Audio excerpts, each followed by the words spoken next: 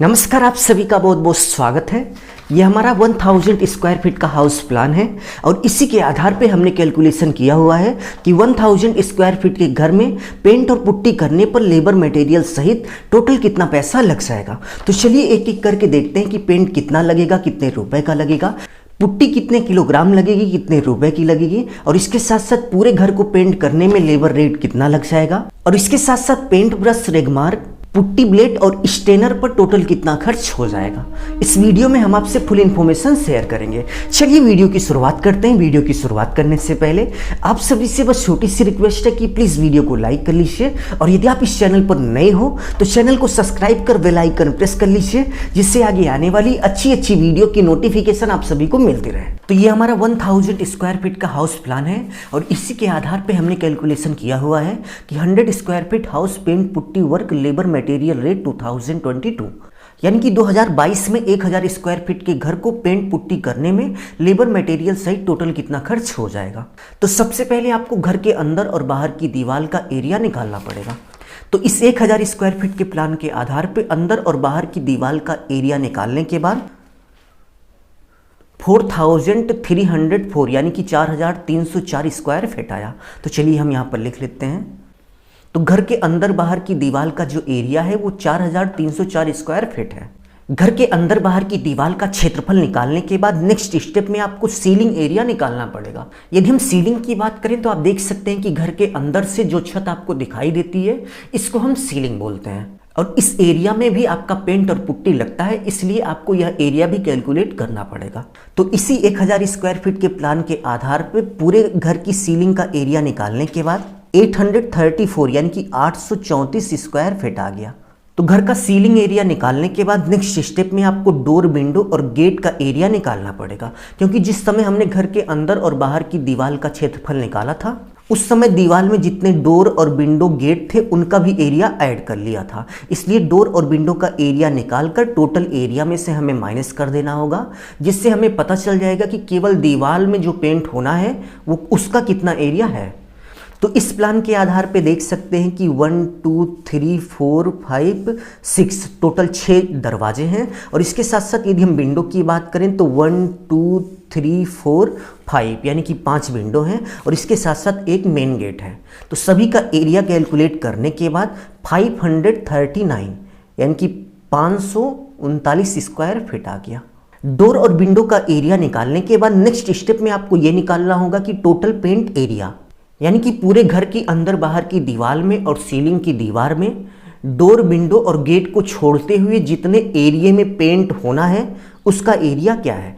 तो यह निकालने के लिए सिंपली आपको घर के अंदर बाहर की दीवार का क्षेत्रफल और इसके साथ साथ सीलिंग का एरिया यानी कि सीलिंग का क्षेत्रफल, इन दोनों को जोड़कर डोर, विंडो और गेट के एरिया को माइनस कर देना है।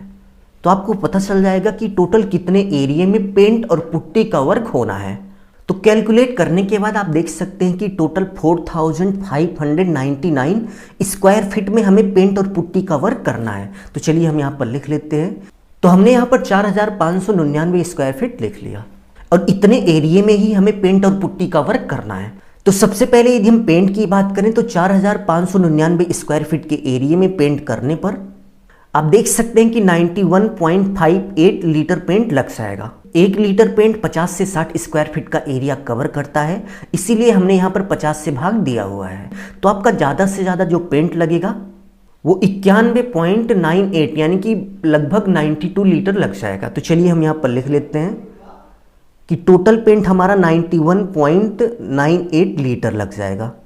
और यदि हम 91.98 लीटर पेंट की बात करें तो मार्केट में आपको 152 रुपए लीटर पेंट मिल जाएगा। यदि हम पेंट के क्वालिटी की बात करें तो आप देख सकते हैं कि कुछ इस तरीके से मार्केट में एमल्सन पेंट आता है, जो कि आपको 1 लीटर, 5 लीटर, 10 लीटर और 20 लीटर के बॉकेट में मिल जाता है।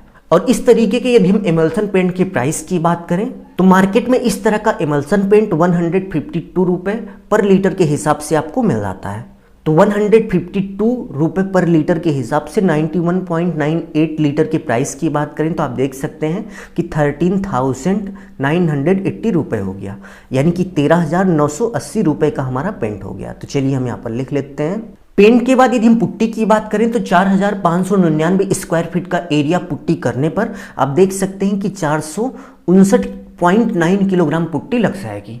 और यहाँ पर हमने 10 से इसलिए भाग दिया हुआ है कि 1 किलोग्राम पुट्टी 10 से 15 स्क्वायर फीट का एरिया कवर करती है, इसलिए आपका ज़्यादा से ज़्यादा जो पुट्टी लगेगा वो 459.9 किलोग्राम लगेगा। तो चलिए हम यहाँ पर लिख लेते हैं। तो यदि हम 459.9 किलोग्राम पुट्टी की बात करें तो मार्केट में आपको 17.5 यानी कि 17.5 रुपये पर किलोग्राम के हिसाब से अच्छी क्वालिटी की पुट्टी मिल जाएगी। आप देख सकते हैं कि यह एशियन की पुट्टी है जो कि मार्केट में 30 किलोग्राम और 40 किलोग्राम के बैग में आती है और मार्केट में आपको लगभग 17.5 रुपये पर किलोग्राम के हिसाब से 1 किलो पुट्टी मिल जाएगी। तो यदि हम 17.5 रुपये पर किलोग्राम के हिसाब से 459.9 किलो के प्राइस की बात करें तो टोटल आप देख सकते हैं कि 8,048 रुपये हो गया। तो चलिए हम यहाँ पर लिख लेते हैं कि 8,048 रुपये का हमारा पुट्टी हो गया। पुट्टी के बाद यदि हम पेंट ब्रश की बात करें तो पूरे घर को पेंट करने के लिए आपको 4 ब्रश और 1 रोलर की जरूरत होगी, जिसमें 2 ब्रश 4 इंच का होगा जो कि आपको 130 का एक एक मिल जाएगा। और इसके साथ साथ 2 ब्रश आपको 2 इंच या फिर 3 इंच वाले लेने होंगे जो कि आपको 80 रुपये में एक एक मिल जाएगा। और यदि हम रोलर की बात करें तो 1 रोलर आपको लेना पड़ेगा जो कि आपको 160 रुपये का मिल जाएगा। तो टोटल पेंट ब्रश पर आपका 580 रुपये का खर्च हो जाएगा। तो पेंट ब्रश पर आपका 580 रुपये का खर्च हो गया। और इसके साथ साथ आप देख सकते हैं कि दीवार को अच्छी तरीके से साफ करने के लिए कुछ इस तरीके के रेगमार्क की ज़रूरत होती है। तो आप ये मान के चलिए कि 1000 स्क्वायर फीट का एरिया पेंट करने के लिए लगभग 300 रुपये का आपका रेगमार्क लग जाएगा। रेगमार्क के बाद आप देख सकते हैं कि पुट्टी लगाने के लिए कुछ इस तरीके से पुट्टी ब्लेड की ज़रूरत होती है। और 1000 स्क्वायर फीट के एरिया में पुट्टी करने के लिए आप ये मान के चलिए कि आपका कम से कम 10 पुट्टी ब्लेड मिल जाएगा। और एक अच्छी क्वालिटी का पुट्टी ब्लेड आपको 40 रुपये का मिल जाएगा। तो इस हिसाब से 10 पुट्टी ब्लेड का 400 रुपये हो गया। तो 400 रुपये का हमारा पुट्टी ब्लेड हो गया। पुट्टी ब्लेड के बाद यदि हम स्टेनर की बात करें तो आप देख सकते हैं कि कुछ इस तरीके से स्टेनर आता है।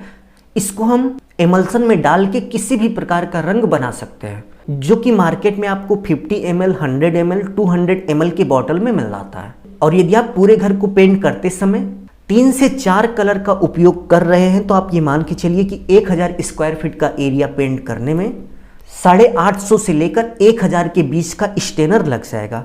तो लगभग हमारा 950 रुपये का स्टेनर लग गया। स्टेनर के बाद यदि हम पेंटर रेट की बात करें तो पूरे घर को पेंट और पुट्टी करने का जो कॉन्ट्रैक्ट हुआ था वो 7 रुपये पर स्क्वायर फीट के हिसाब से हुआ था, यानी कि 7 रुपये पर स्क्वायर फीट में पेंट भी होगा, पुट्टी भी होगी। ठीक है। और यहाँ पर हमने आपको पहले ही बताया कि पूरे घर में 4599 एरिया को पेंट और पुट्टी करना है। तो चलिए हम यहाँ पर लिख लेते हैं कि 4599 स्क्वायर फीट का एरिया हमें पुट्टी और पेंट करना है। और 1 स्क्वायर फीट पेंट और पुट्टी करने का जो कॉन्ट्रैक्ट हुआ था वो 7 रुपये पर स्क्वायर फीट के हिसाब से हुआ था। तो चलिए गुणा करके देख लेते हैं कि 4599 स्क्वायर फीट का टोटल कितना पैसा हो गया। तो गुणा करने के बाद आप देख सकते हैं कि 32,193 रुपये हो गया, यानी कि 32,193 रुपये पूरे घर का पेंट और पुट्टी करने का लेबर रेट लग जाएगा। तो चलिए हम यहाँ पर लिख लेते हैं। तो चलिए अब हम टोटल करके देखते हैं कि पेंट, पुट्टी, ब्रश, रेगमार्क, पुट्टी ब्लेड, स्टेनर और पेंटर रेट यानी कि लेबर रेट का टोटल करने के बाद लेबर मटेरियल सहित 1000 स्क्वायर फीट का घर पेंट करने में कितना पैसा लग जाएगा। तो टोटल करने के बाद आप देख सकते हैं कि 1000 स्क्वायर फीट के पूरे घर को पेंट और पुट्टी करने पर लेबर मटेरियल सहित 56,451 रुपये का खर्च हो गया, यानी कि 56,451 रुपये का खर्च हो गया।